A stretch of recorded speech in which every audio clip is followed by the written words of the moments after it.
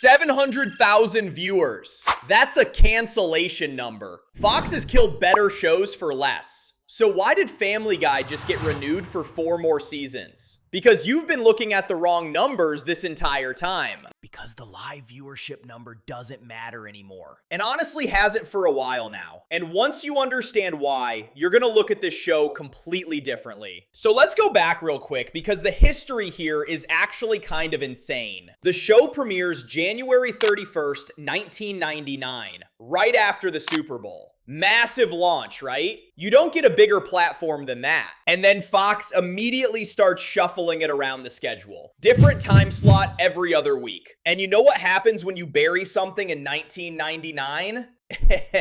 It just stays buried because nobody has any way of finding it. Canceled after season 2. They get one more shot, season 3, and then canceled again in 2002. And this time it felt real because the staff was gone, Seth had moved on, and everybody just went home like it was actually over. And then something weird happened. Seasons 1 and 2 come out on DVD in 2003 and sell 400,000 copies in the first month. Which, okay, that's already crazy. But by the end of the year, it's the best-selling TV DVD, VDVVT.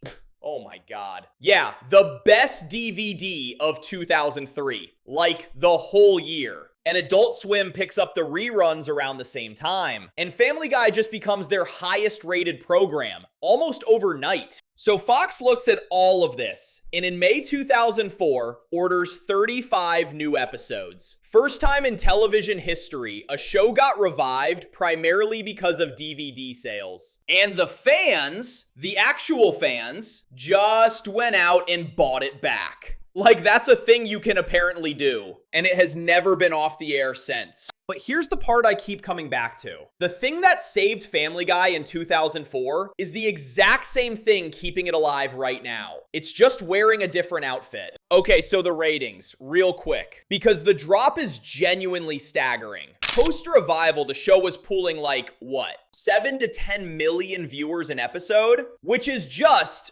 massive, massive numbers. Like, that's hit show territory, no matter how you look at it.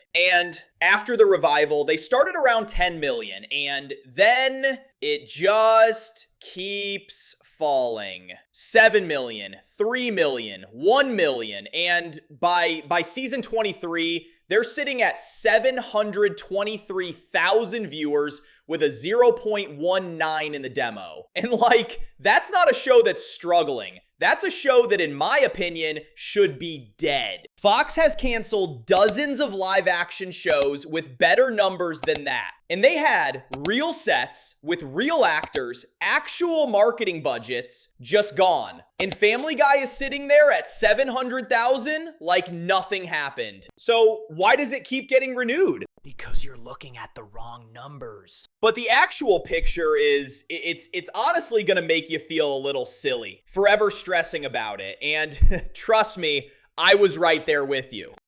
So, between 2005 and 2008, just those 3 years, the show generated over $1 billion in franchise revenue, 400 million from syndication, and also around 400 million from DVD sales. And that was 20 years ago. Today, a single syndicated episode of Family Guy sells for approximately $2 million.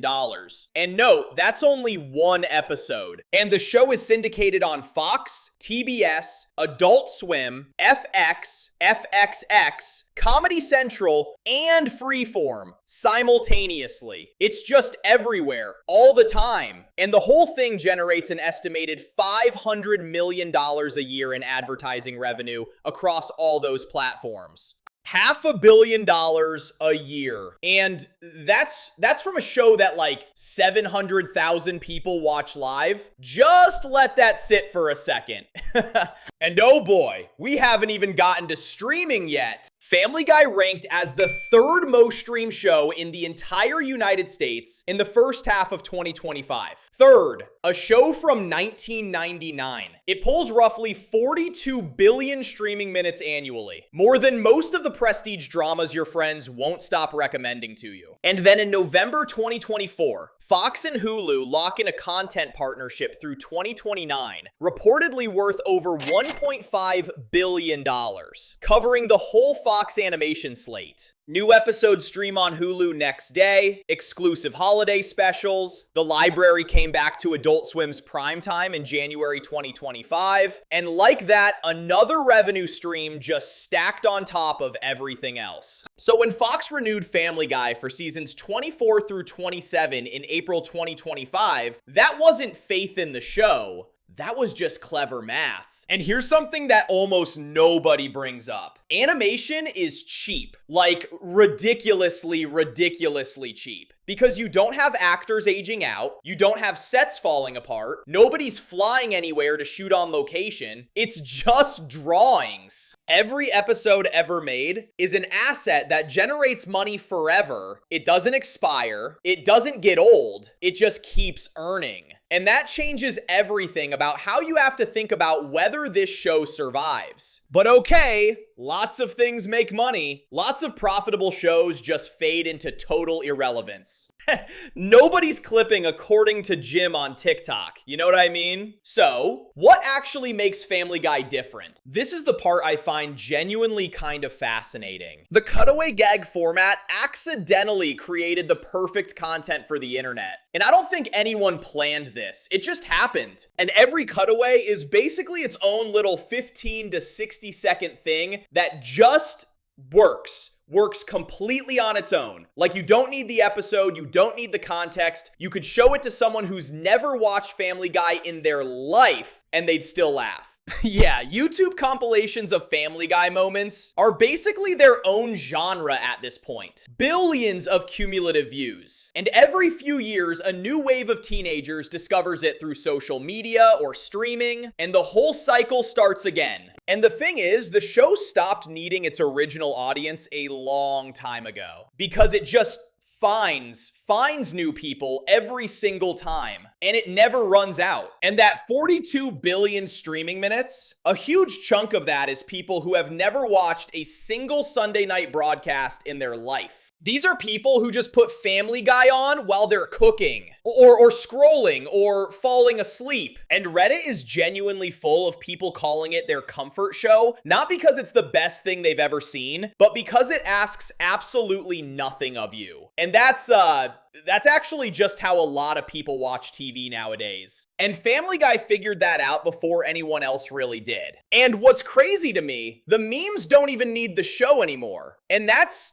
kind of wild when you think about it. Peter grabbing his knee. Holy crap, Lois. Everything Stewie does. Nobody's referencing an episode when they use these. They're just talking. It's become how people communicate online. So yeah, when you just take all of this into consideration, Family Guy basically became the wallpaper of the internet, and nobody even noticed it happening. It just did. And it's the same story with The Simpsons. Season 37 now, renewed in the same April 2025 batch. Same Hulu deal, same declining linear ratings, same massive back-end value. South Park signed a $900 million deal with Paramount Plus in 2021. Bob's Burgers renewed through season 18. American Dad through season 22. All in the same Fox announcement. The pattern is just right there. Every single one of these shows is animated. The actors don't age, the sets don't deteriorate, production costs are a fraction of live action, and every episode is a perpetual asset that can be resold, restreamed, reclipped forever. And Fox doesn't even look at these shows individually. It's a unified animation block strategy. Literally, one immortal revenue engine with multiple faces. And the only real vulnerability in any of this is Seth MacFarlane. He voices Peter, Stewie, Brian, Quagmire. 4 of the 5 main characters. Family Guy doesn't just feature him, it basically is him. And he's tried to leave, sort of. So in January 2020, he signs a deal with NBC Universal, reportedly worth $200 million. Whole different network. And the media frames it as him distancing from Fox. Except the deal explicitly excluded Family Guy, and he kept doing it. And then in May 2023, he walks off during the Writers Guild strike, and headlines are screaming, Seth MacFarlane quits Family Guy. He hadn't quit. He'd already finished his season 21 work, and the next 2 seasons were already ordered. But then something shifted, and honestly, I think this might be the most interesting part of this whole thing. In 2024, for the show's 25th anniversary, MacFarlane starts saying something different. He says, Family Guy, quote, has reached escape velocity, that he sees no good reason to stop, that it makes people happy and funds good causes. And like, does that sound like a guy who's trapped? Or does that sound like a guy who just stopped fighting the current?